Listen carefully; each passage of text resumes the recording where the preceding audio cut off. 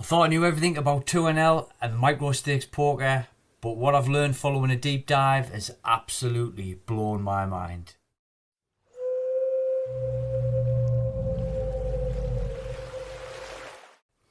So what did I find that absolutely blew my mind? Well, I started off looking at how many hands per hour I was playing, and then from there you'll guess that I've calculated the win rate per hour.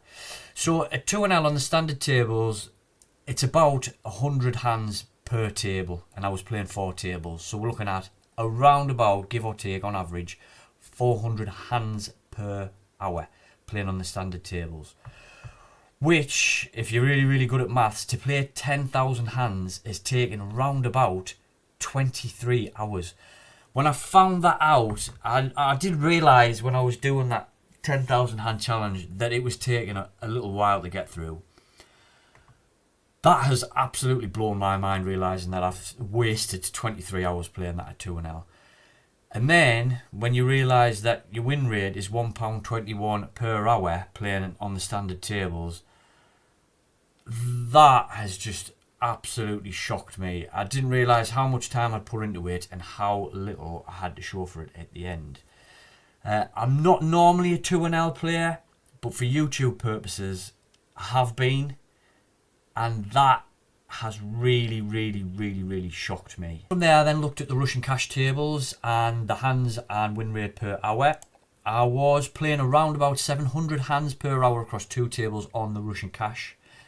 And that, if you're quick at maths again, has equated to around about 14 hours for me to play 10,000 hands. And that has equated to £2 per hour, just over. What am I getting at? Well, if you're winning 10 big blinds per 100 on the standard tables and you're winning 6.7 big blinds per 100 on the Russian cash tables at the same stake, play the Russian cash tables, because your hourly win rate will be slightly higher than what it is playing the standard tables.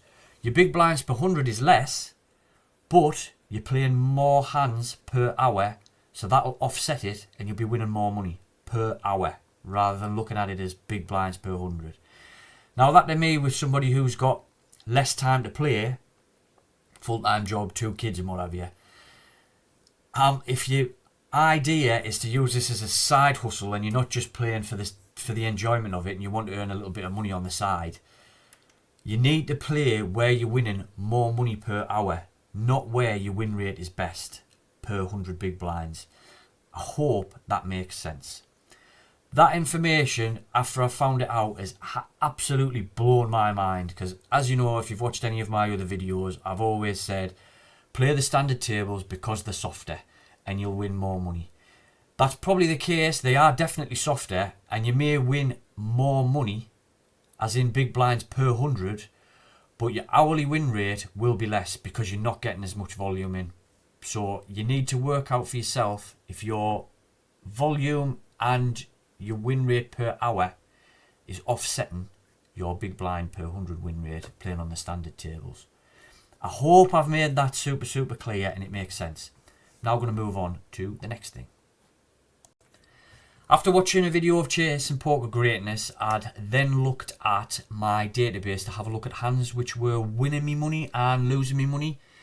This is a limited look because I only have a partial license for Hold'em Manager. I've never renewed it since I was banned by PokerStars because obviously GG's HUD policy and stuff, and they have one built in.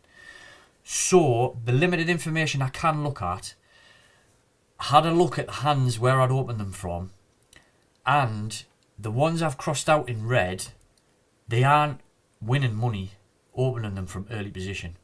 One of them in particular is absolutely torching money opening it from early position, and I think the reason behind it is because it's a 4-bet bluff, and that is ace-5 suited. What I think's happening at 2NL is the players, from what I can see from the hands, they are not folding aces that they should be folding to a 4-bet. In particular, ace-jack offsuit, ace-9 suited, ace-10 suited. When they're being 4-bet, they're calling with them, and if we're flopping an ace, I'm absolutely dominated. And those are hands that you would expect at higher level poker, even 10-0, that players would be folding. At 2-0, they're not. So I'm getting in inflated pots with obviously a weak ace and being dominated, and unless we're hitting 2-pair or a straight with our ace-5 suited, it's just torching money. For me personally, you may find something different, but what I've found looking at my stuff, it's torching money. So these weaker suited aces, none of them are being profitable opens from early position in the real world. You can look at a GTO chart and it tells you that it's profitable open. Well, that's GTO open range chart where a computer, AI, has played against itself to work out what are the best opens. I'm not playing against an AI. I'm playing against people who won't fold hands at these stakes that they should be folding. So I think that's what's going on with ace-5 suited in particular. There's another one as well, but it's more of a later position issue, which is 8-9 suited, which if you looked at my chart, I would call a 3-bet with that if I was in late position. So if I'm on the button, I open it, I get 3-bet by the small blind, I would tend to flat that. The problem with 8-9 suited, again from the limited information I've got, is if the flop comes Queen Jack 10, what's in their 3-bet range, which we really shouldn't have as a flat to a 3-bet, obviously Ace King. So we're at the bottom end of the straight.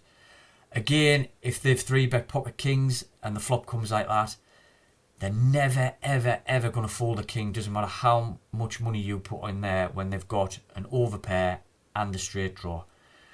And anecdotal as it may be, what I've looked at from my database is that hand in particular from later position, and what it looks like is calling 3-bet pots with 8-9 suited is not winning money. It's losing money significantly.